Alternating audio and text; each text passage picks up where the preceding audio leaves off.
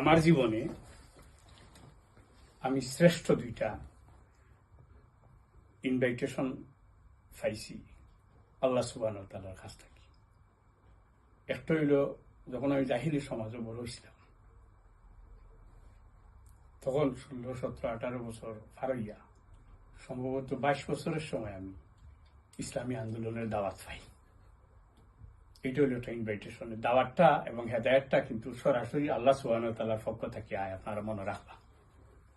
আর একটা শ্রেষ্ঠ ইনভাইটেশন পাইছি আমি আল্লাহ সুবহানাহু ওয়া তাআলার পক্ষ থেকে, এটা হইল আমার এই যে ক্যান্সার।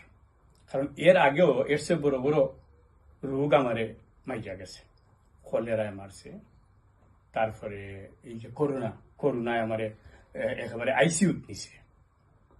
কিন্তু এখন যে ডিজিজটা আল্লাহ সুবহানাহু ওয়া তাআলা দিছেন, এটা আপনারা জানিয়ে রাখবা, দুইটা জিনিস আল্লাহ সুরে ভালো না বাসলে দেয় না।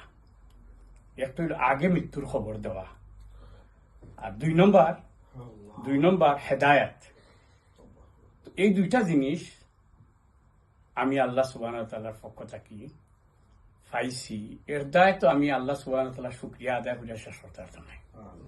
একটা হইল হেদায়াত, ইসলামী আন্দোলনের মতন একটা আন্দোলনের সাথে আমার জীবনটা আমি কাটাইতাম পারছি। কোন ভাই হয়েছেন যে সারা জীবন নয়, 40 বছর হইব বা 37 বছর হইব। আর এই যে ইনভিটেশনটা পাইছি আমি আল্লাহর পক্ষ থেকে, এটা চান্স আছে 50-50। তারপরেও যদি আমি চান্স নাও পাই, আমি একটুকু আমার আল্লাহর প্রতি আমার কোন মনোক্ষুণ্ণ নাই, আমি হতাশ নাই। তার কারণ এটা সকলের ভাগ্যে জুটে না। মৃত্যুর খবর আগে পাওয়া সকলের ভাগ্যে জুটে না, কারণ এটা তো একটা মরণ ব্যাধি। আমি জানলাম যে আমার এই ধরনের একটা প্রসেসের ভিতরে দিয়া আমার যাইতে হইব।